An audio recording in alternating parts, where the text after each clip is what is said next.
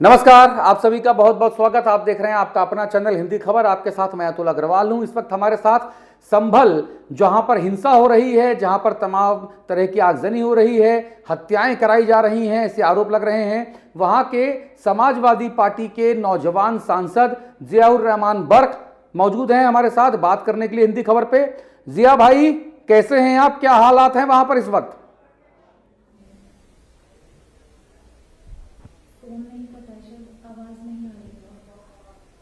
जियाउर रहमान बर्क साहब, मेरी आवाज सुन पा रहे हैं आप? हेलो जी, मेरी आवाज सुन पा रहे हैं? अब आ रही है आवाज जी। जिया भाई, मैं आपसे समझना चाह रहा हूं कि संभल क्यों जी, चला, अब आ रही है आवाज। संभल क्यों सुलगा, संभल में किसने साजिश की, संभल का अमन चैन किसने छीना, संभल में मासूमों की मौत का जिम्मेदार कौन?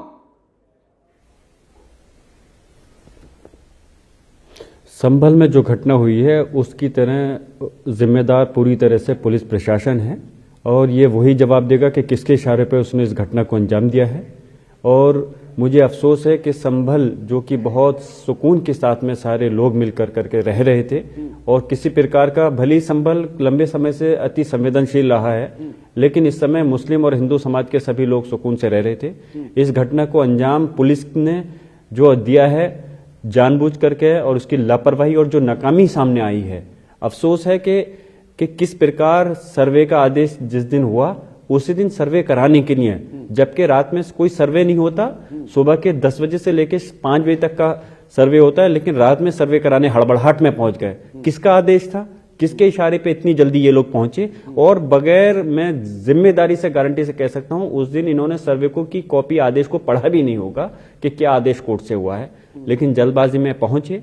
और मुझे भी खबर मिली, मैं भी क्षेत्र में था, ये 19 तारीख में मैं भी पहुंचा और भी जनप्रतिनिधि आए और हम लोगों ने बड़ी जिम्मेदारी के साथ में सर्वे को कराया। पूरी कमेटी के लोग ने, सभी मुस्लिम समाज के जो जिम्मेदार लोग हैं और हम सब सारे जनप्रतिनिधियों ने। सर्वे होने के बाद जो शुक्रवार 22 तारीख को आता है, उस दिन नमाजियों को नमाज पढ़ने से, जामा मस्जिद जाने से रोका गया, बैरिकेडिंग लगा करके रोका गया, लेकिन उसके बावजूद ही मुसलमानों ने बड़ा सब्र से काम लिया और हम लोगों ने नमाज, मैंने भी और सब लोगों ने अदा की और अपने घरों को चले गए। शुक्रवार गुजर गया, शनिवार गुजर गया, रात में मैं भी मुस्लिम पर्सनल बोर्ड की बैठक अटेंड करने बेंगलोर चला गया। रात में करीब 12 साढ़े 12 बजे मुझे इत्तला मिली कि डीएम एसपी दबाव बना रहे हैं कि सर्वे दोबारा से होगा।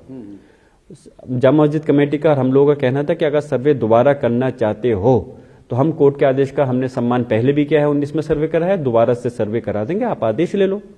लेकिन बगैर किसी आदेश के जो तानाशाही दिखाते हुए डीएमएसपी अपने पुलिस प्रशासन बल के साथ में पहुंच गए और जो टाइम दिया था उससे पहले पहुंच करके प्रेशराइज किया कमेटी को, और कमेटी को प्रेशराइज करने के बाद में उन्होंने सर्वे के लिए चले गए। लेकिन फिर भी कमेटी ने सहयोग करा पूरा और सर्वे कराना शुरू कर दिया। 1.5-2 घंटे सर्वे होने के बाद उसमें लोग आए, क्योंकि जो सर्वे करने के लिए आए थे झूठे, ये मतलब ये लोग JSR वगैरह के नारे लगाते हुए आए। हमें हैरानी है कि पुलिस प्रोटेक्शन देकर के सर्वे कराने आ रही थी या किसी जंग को लड़ने के लिए लेकर के आ रहे थे।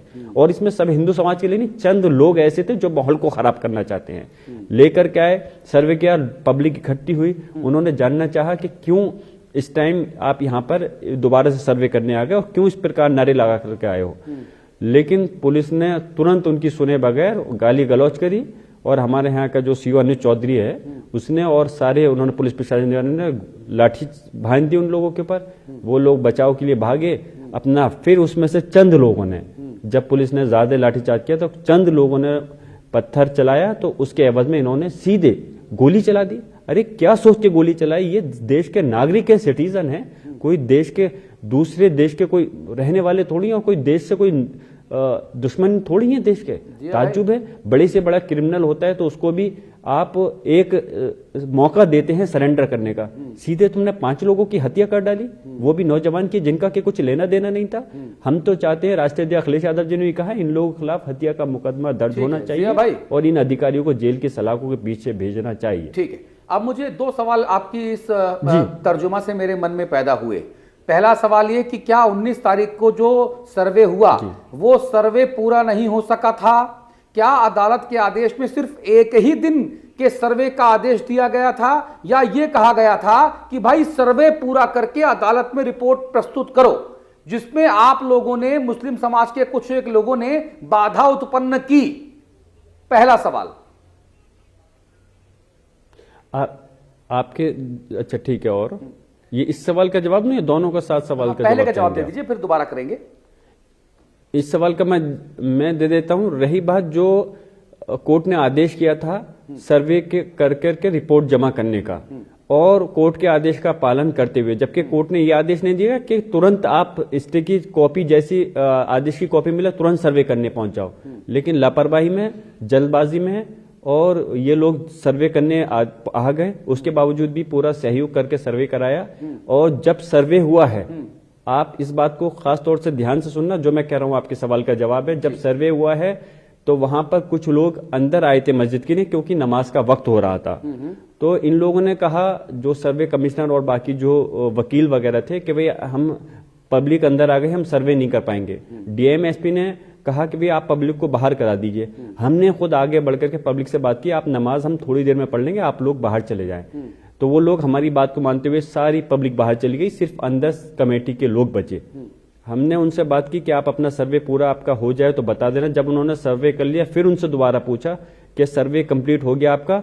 तो बोले हाँ हो गया, लेकिन फिर कुछ देर, एक आध मिनट बाद बोले कि हम एक ऊपर का और करना चाहते हैं। हमने कहा कि चलो ठीक है, उसका भी करो। बोले लेकिन हमारे साथ एक ही व्यक्ति जाएगा। तो हम बोले ठीक है, एक ही व्यक्ति जाएगा, कोई नहीं जाएगा। ऊपर का सर्वे करा। जब उतर कर आए, फिर पूछा उनसे कि सर्वे कंप्लीट हो गया? बोले हाँ हो गया। एसपी ने कहा कि मैं दोबारा फोर्स नहीं दे पाऊंगा, अगर करना है तो अभी कर लो। डीएम ने भी कहा हम बार बार हम नहीं कर पाएंगे, लेकिन कमिश्नर ने, उन्होंने कहा कि हम सर्वे कंप्लीट कर चुके हैं, अब सिर्फ हम इसकी रिपोर्ट जमा करेंगे। मैंने डीएम से, एसपी से और सर्वे कमिश्नर से कहा कि ठीक है, आप इत्मीनान बख्शो, अब तो कोई जरूरत नहीं है। बोले नहीं, अब कोई जरूरत नहीं है, अब सिर्फ हमें रिपोर्ट जमा करनी है। जब सारी बातें हो गई थी, सर्वे कंप्लीट हो गया था, तो फिर दोबारा सर्वे का क्या मतलब बनता था? ठीक है, अब मेरा, अब कोई औचित्य नहीं है दूसरे सर्वे करने का। और दूसरे सर्वे का डीएम ने कैसे आदेश, और जिला डीएम ने आदेश कैसे, नहीं मेरी बताइए, दूसरा सर्वे करने के लिए जब पहला कंप्लीट हो गया तो डीएम ने कैसे आदेश दे दिया दूसरे सर्वे का? कैसे पुलिस वहां पे पहुंच गई सर्वे कराने के लिए? कोर्ट का आदेश नहीं था। जो आप कह रहे हैं उसी बात को आगे बढ़ाता हूं। अदालत के आदेश में क्या आपने ये पढ़ा है कि उसमें लिखा है कि सर्वे सिर्फ एक बार और एक ही दिन में होगा? मेरे हिसाब से, मेरी जानकारी है कि उसमें ऐसा कुछ नहीं लिखा है। उसमें ये कहा है कि सर्वे मुकम्मल करके अदालत को रिपोर्ट दीजिए, और वो तो सर्वे करने वाला और जिला प्रशासन तय करेगा ना कि कितनी बार सर्वे करना है। आपके सवाल का जवाब मैं दे चुका हूं, लेकिन आप फिर भी दोबारा से क्वेश्चन कर रहे हैं। मैंने कहा कि जो सर्वे हुआ था, उन लोग ने ये कहा कि हमारा सर्वे कंप्लीट हो गया है, अब सिर्फ हमें रिपोर्ट सबमिट करनी है। अदालत ने ये नहीं कहा एक सर्वे होना है या 2 सर्वे होने हैं, या 4 होने हैं। सर्वे करके रिपोर्ट जमा करनी थी जब सर्वे कंप्लीट हो गया था। जब सर्वे कंप्लीट हो गया था, जब कमिश्नर ने कह दिया और कि सर्वे हमारा कंप्लीट हो गया, अब हमें सिर्फ रिपोर्ट सबमिट करनी है, तो दोबारा सर्वे करने की आवश्यकता क्यों पड़ी? और फिर इसके आगे भी बताता चलूं, दूसरा सर्वे करने के लिए भी जब वो पहुंचे, किसी ने उनको नहीं रोका। सर्वे कराने के लिए मस्जिद के अंदर चले गए, 1.5-2 घंटे सर्वे चलता रहा। बीच में पब्लिक आई, पब्लिक ने जानने चाहा कि सर्वे क्यों अब हो रहा है, तो इस पे गाली गलौज करी और उनके साथ लाठीचार्ज कर दिया गया। अब दूसरी बात बिल्कुल दर्शाता है कि किस प्रकार इन्होंने ये इसको अंजाम दिया। अब भाईजान दूसरी बात, आपने कहा कि वहां कुछ एक लोगों ने पत्थरबाजी की। जी फरमाइए। और अनुज चौधरी जो सीओ था, उसके नेतृत्व में पुलिस ने सीधी गोलियां चलाई। जबकि पुलिस से, एसपी से हमारी बातचीत हुई, उन्होंने कहा कि उन्होंने केवल पत्थरबाजी नहीं की, बल्कि उनके पास वो धारदार हथियार थे जो लगातार हिंदी खबरों पे हम दिखा रहे हैं। और उस धारदार हथियार से मुस्लिम समाज के उन आतंकियों ने पुलिस के ऊपर हमला किया। सिर्फ पत्थर नहीं थे, और अपनी रक्षा करने के लिए पुलिस वालों को गोलियां चलानी पड़ी। पहले ऐसा उनका कहना है। एक मिनट रुकिए। देखिए, ये आतंकी का अल्फाज आप पहले वापस लीजिए। आप ये अल्फाज आप नहीं कह सकते कि मुस्लिम आतंकियों ने। आतंकी आप कैसे कह सकते हैं मुसलमानों को? नहीं, ये अल्फाज में इससे, ये अल्फाज मेरा नहीं है जिया भाई, इस देश का मेरा अल्फाज नहीं है, मेरा अल्फाज नहीं है, ये कहा गया है, पुलिस की तरफ से कहा गया है। और जो आतंक फैलाएगा, जो खून खराबा करेगा, अगर पुलिस ने ऐसे ना कहेंगे तो क्या कहेंगे? उसको साधु कहेंगे क्या? देखिए सुनिए, अगर ऐसे अल्फाज पुलिस ने कहे तो पुलिस से बड़ा आतंकी कोई नहीं है। उन्होंने आतंक फैलाया है, उन्होंने हमारे 5 नौजवानों की जान ली है। अगर पुलिस ने आतंकी कह रही है मुसलमानों को, मैं पूछना चाह रहा हूं, मुझे जवाब दीजिए, क्या आपके पास में वो वीडियो भी होगी जिसमें पुलिस और प्रशासन कहता नजर आ रहा है हमने एक गोली नहीं चलाई? आपने सुनी है? नहीं, मैं आपसे सवाल कर रहा हूं। अब आप बताइए। बिल्कुल हमने सुनी और हमने चलाया है, उसको दिखाया है भाईजान, हमने दिखाया है ये वीडियो। हाँ, और उसके बाद में आपने देखा कि किस प्रकार पुलिस पिस्टल और राइफल से और गोली चलाती हुई नजर आ रही है। आपने देखा? जी बिल्कुल देखा। अरे भाई जब आपने जब, देखा? जब हाँ पत्थर आएंगे, बिल्कुल जब मुस्लिम नौजवान पत्थर फेंकेंगे, जब चाकू से वो चाकू नुमा हथियार से हत्या करेंगे, हमला करेंगे, तो फिर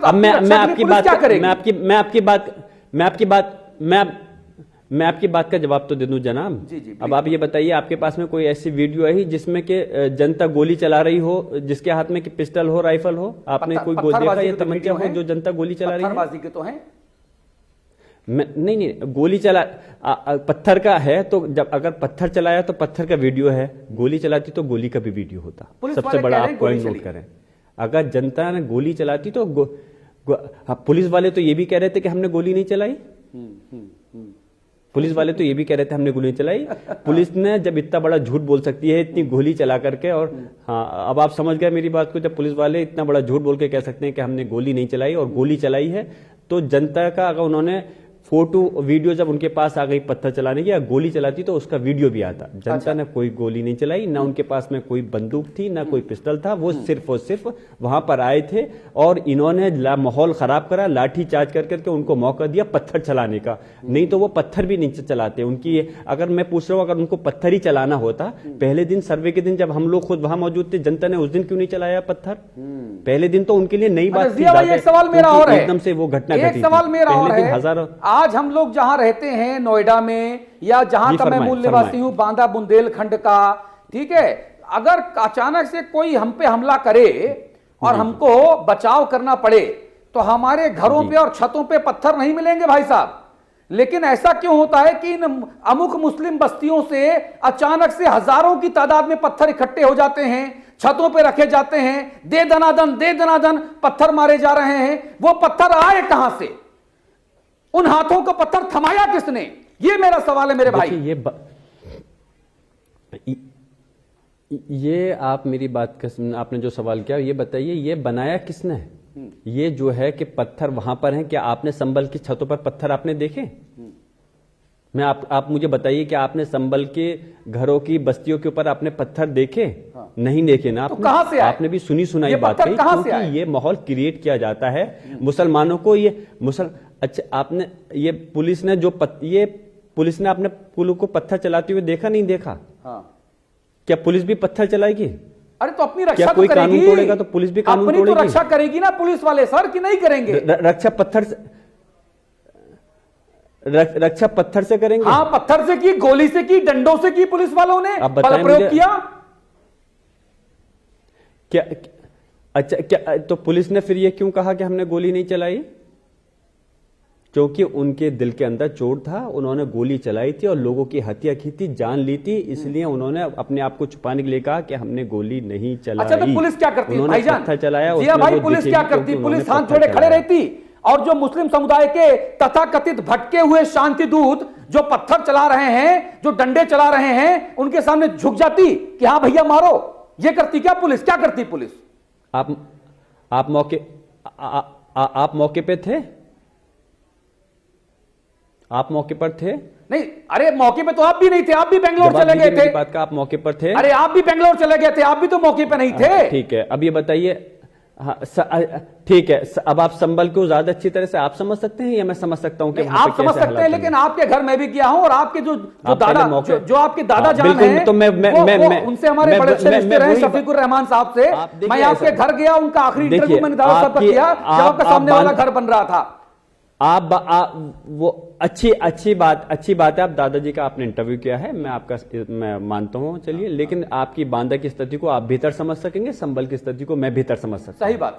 और आप वहां पर पत्थर नहीं चलाए, पुलिस ने लाठी चलाई, लाठी चला करके उनको घायल किया विदाउट एनी रीजन, सिर्फ उनके सवाल करने पे।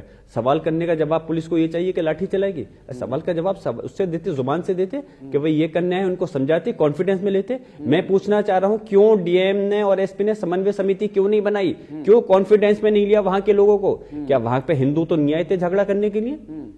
हिंदू तो झगड़ा करने के लिए नहीं आए, तो मुसलमान क्यों झगड़ा करने आते? मुसलमान किससे झगड़ा करते?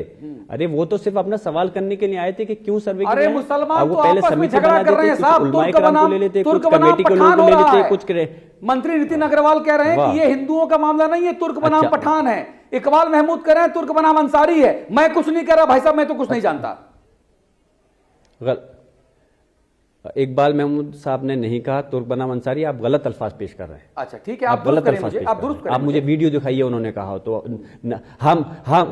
हम और वो अलग नहीं है, सब लोग हम एक साथ हैं, और उन्होंने ऐसा नहीं कहा कि तुर्की। और ये अच्छा, आप ये बताइए, ताज्जुब की बात है, आप इतने बड़े उसके एमडी हैं, ये मसला मैं अगर आपको जवाब दूं, आपके तो ऐसा सवाल ही नहीं करना चाहिए प्रश्न।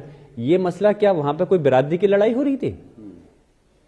नहीं, ऐसा मंत्री कह रहे हैं, योगी के मंत्री नितिन अग्रवाल कह रहे हैं भाई साहब। देश का